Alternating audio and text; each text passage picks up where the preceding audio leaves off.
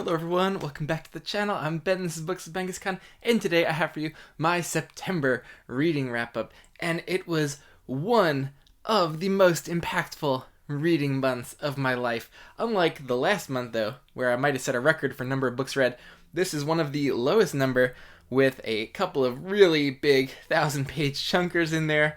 And also I was away for a week in Banff National Park, got a little souvenir shirt, and that was a great trip. I did not get much reading done, just a little bit of audiobooking at night, and then on the plane rides where I was just catching up on some Stormlight Archive rereading that I want to get done before Wind and Truth releases in December. Banff and Jasper National Parks in Western Canada are so beautiful.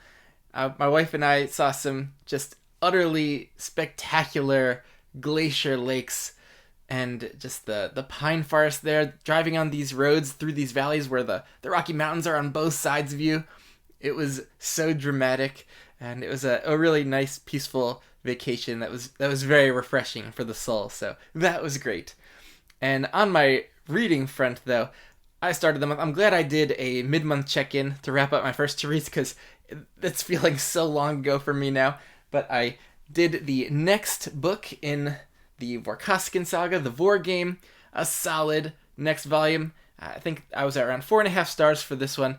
It's the second Miles-focused novel, and, well, it took a little time to get going for me. Once we were out in space again and hijinks ensued, and I was right back in it and having a great time, and am keen to keep going with this, because I think it might turn into something very special as we follow Miles' journey through his young adulthood.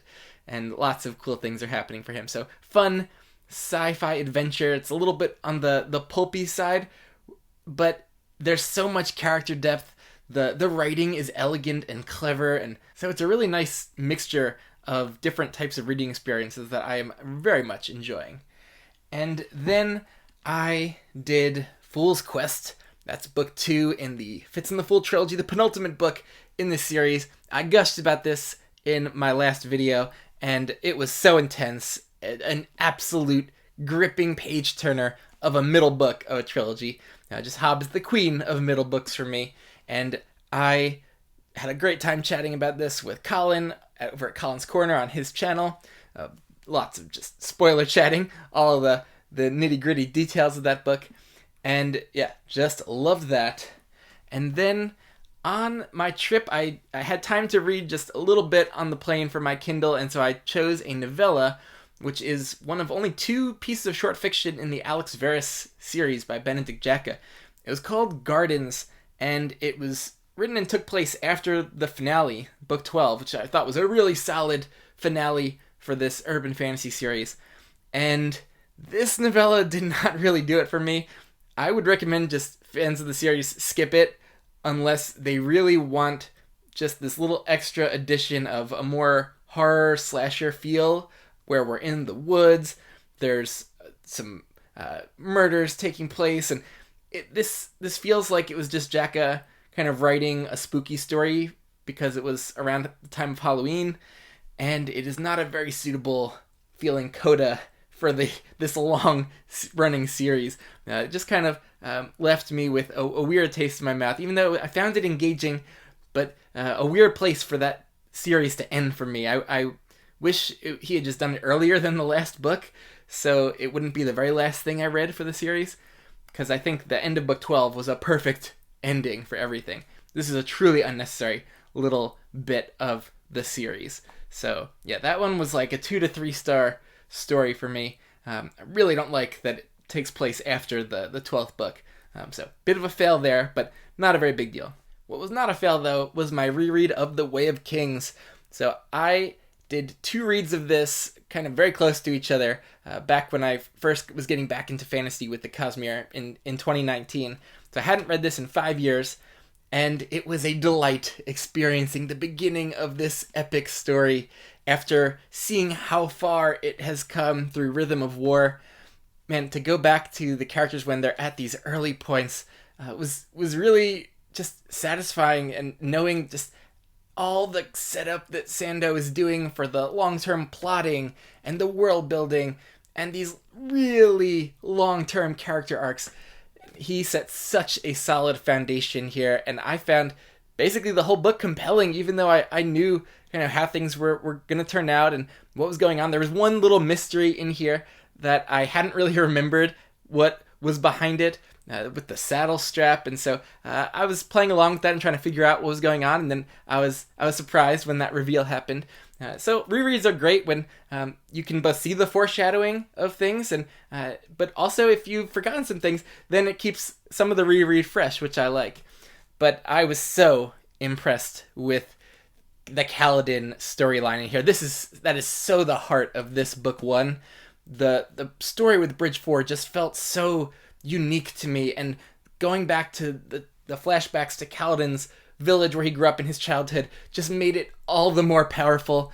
The way that he just flips around in Kaladin's timeline a bit with him as a soldier and then back when he's with his family, and it really created this emotionally impactful and painful arc for Kaladin.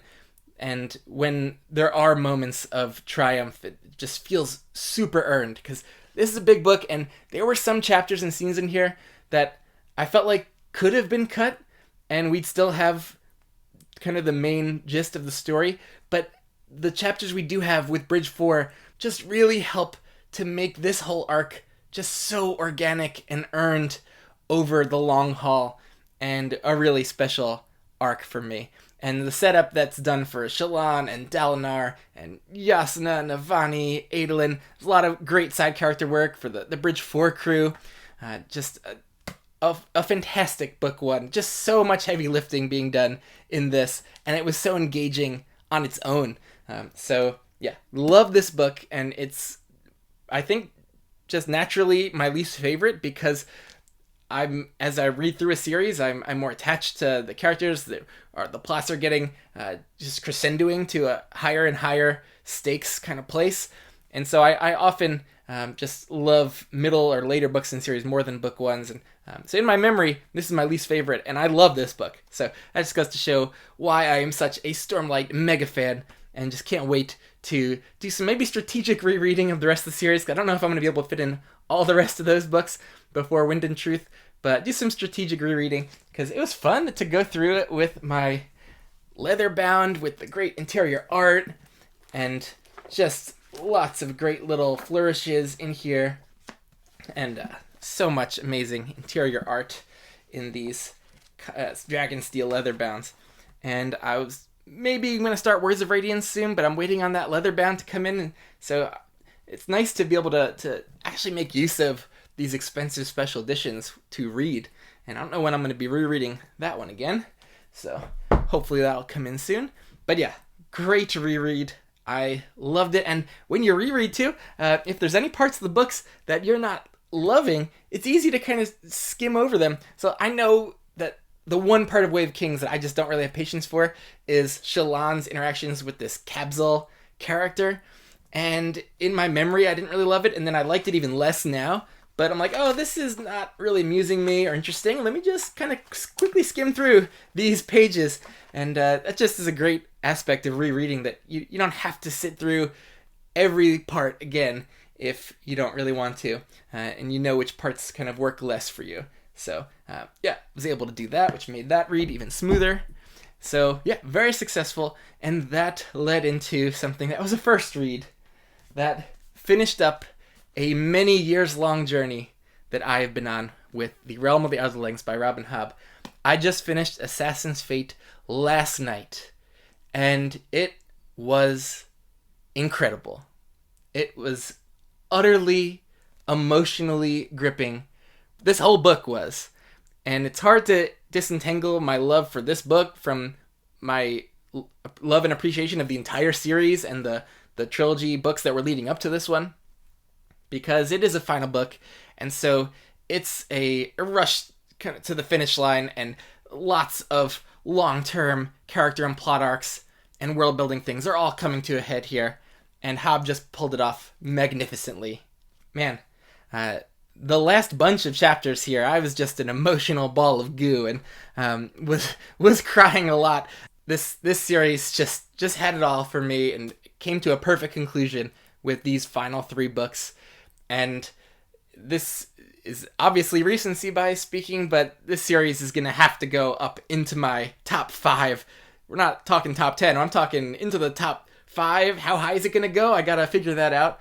But I have utterly adored basically all of the sub-series that I've been doing over the last couple of years. Live Ship and then Tawny Man. Even really liked Rainwild Chronicles and this last trilogy. And it's been many years since I read that first Farseer trilogy that I didn't fall in love with, but I have the kind of urge to go back and reread the beginning now of the story, because I feel like so much has been contextualized for me that I'll make that a much richer experience. And I'll have patience for some of the slower parts, because I just love being with Hobb's writing, with these characters in this world so much. So, this was a special read. I'm very lucky that the second half of this kind of coincided with the weekend where I didn't have work, so I could just spend many hours just doing big chunks of this thing, because I did not want to put it down for the life of me. So this is one of those special, very personal 10 out of 10 reads that was just perfect and really touched me really deeply in a way that I will never forget, and do look forward to future rereads of this series. So yes, Realm of the Elderlings, a massive success for me. Highly recommend it for anyone to try. And but this last trilogy, I know it doesn't hit for some people, but it did everything I would have wanted it to and more. So no complaints about this final trilogy. Just loved it. So very intense experience with some of these last couple books, and that is why I read. I want to be engaged, but I want to have emotional experiences. And this was one of those. So that I'm pretty sad is behind me. I've heard Hobb is still writing, maybe in the world. So we might get some sequel series. I don't know. I do hope so. But I will always treasure these, and I will definitely look forward to having some spoiler chats probably on my channel in a couple weeks once Colin's done with this book, and with Derry and Evie to have a kind of series debrief with some of those super mega fans. Just perfection with this one. In terms of what I am reading now, I am dipping into Words of Radiance, but I find that I am not just totally in the mood for this book right now. I also know it pretty well, and so I might just kind of dip in and out of there when I don't need to be super focused on what I'm reading. And maybe what I really need is a palate cleanser after the heaviness of Assassin's Fate. So I might go back into the Vorkaskin saga. I think Sitaganda is the next novel that's in this Miles Mystery and Mayhem bind-up. And I also might continue with the Gentleman Bastards with Republic of Thieves, since I loved Red Seas Under Red Skies so much last year. And my buddy Zamar just finished this and really loved it, and that might be the change of pace I need. So I might try that out. We'll see what I'm in the mood for. And then in terms of Book of the Month, this one is not one where I'm conflicted. I've had some close races before, but pretty easily Assassin's Fate. I guess Fool's Quest could have been in contention, because it was a perfect 5-star read. But this one, with the way it wrapped everything up, it tugged on my emotions in a way that a few other books have for me in my life. So yeah, easy choice for Book of the Month. What a masterpiece. Man, I am such a huge Robin Hobb fan now, and gotta explore her other books that she's written as Robin Hobb or Megan Lindholm. So that one, easy Book of the Month. Let me know what you've been reading and enjoying, and what you've thought of any of these books, if you've done them as well. And I'll catch you later.